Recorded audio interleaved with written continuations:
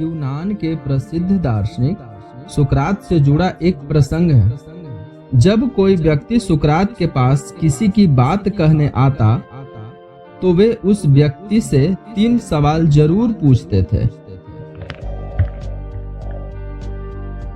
एक दिन उनका परिचित व्यक्ति सुकरात से मिलने आया और कहा कि मैं आपके मित्र के बारे में कुछ बात करना चाहता हूँ।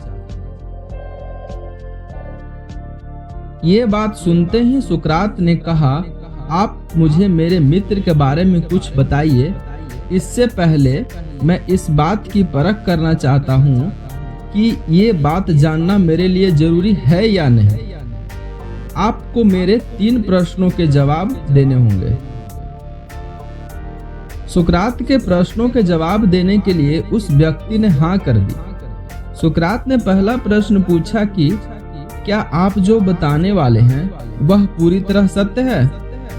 व्यक्ति ने जवाब दिया कि मैं ये नहीं कह सकता, मैंने भी दूसरे लोगों से इस बारे में सुना है। सुकरात ने दूसरा प्रश्न पूछा कि क्या ये बात मेरे मित्र की अच्छाई के बारे में है?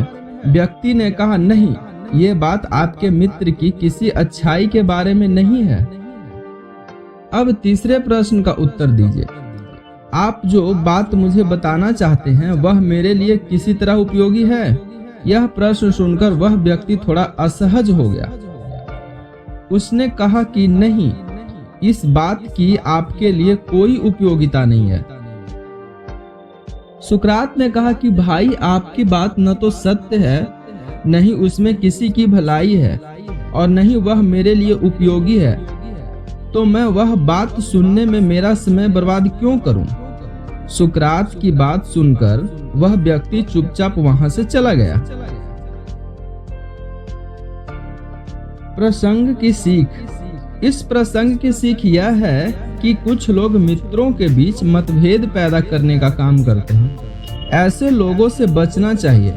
जब भी कोई व्यक्ति हमारे किसी मित्र के बारे में कुछ बताना चाहे तो हमें भी इन 3 प्रश्नों से उस बात की परख करनी चाहिए।